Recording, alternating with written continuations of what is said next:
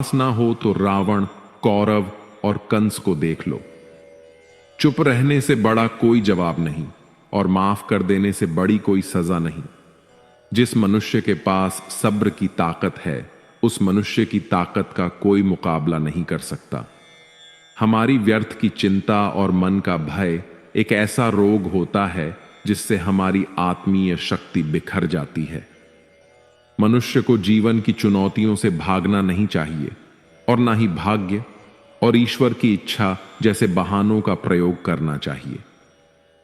यज्ञ से बचे हुए अन्न को खाने वाले श्रेष्ठ पुरुष सब पापों से मुक्त हो जाते हैं, और जो पापी लोग अपना शरीर पोषण करने के लिए ही अन्न पकाते हैं, वे तो पाप को ही खाते हैं। अर्थात जो लोग ईश्वर को याद किए बिना अपने जिंदा रहने में ही लगे रहते हैं, उन्हें चोर समझना चाहिए। केवल ज्ञान ही एक ऐसा अक्षय तत्व है जो कहीं भी, किसी भी अवस्था में और किसी भी हाल में मनुष्य का साथ नहीं छोड़ता।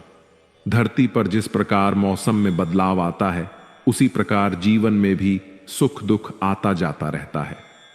युद्ध हो या जीवन, सफलता केवल 3 शस्त्रों से प्राप्त होती है: धर्म, धैर्य और साहस।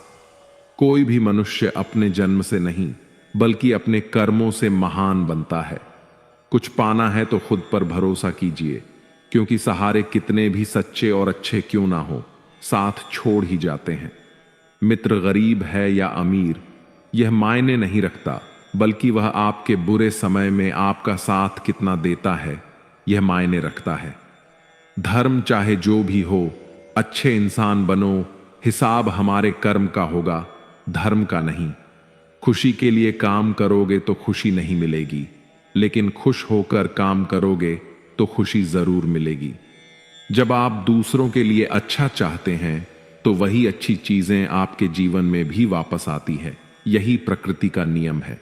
आपका मूल्य इससे तय नहीं होता कि आप क्या हैं, यह इससे तय होता है कि आप खुद को क्या बनाने की क्षमता रखते हैं। हंसता हुआ मन और हंसता हुआ चेहरा, यही सच्ची संपत्ति है। जितना इंतजार वो आपसे करवा रहा है, स्मरण रखिएगा, समय आने पर वो इतना देगा कि संभाल भी नहीं पाओगे। कोई आपका साथ ना दे तो निराश मत होना, क्योंकि परमात्मा से बड़ा हमसफर कोई नहीं होता। खुशी आजादी पर निर्भर होती है, और आजादी इस बात पर निर्भर होती है कि आप कितने साहसी हैं। विश्वास के बगैर इस दुनिया में कोई भी रिश्ता ज्यादा देर तक कायम नहीं रह सकता।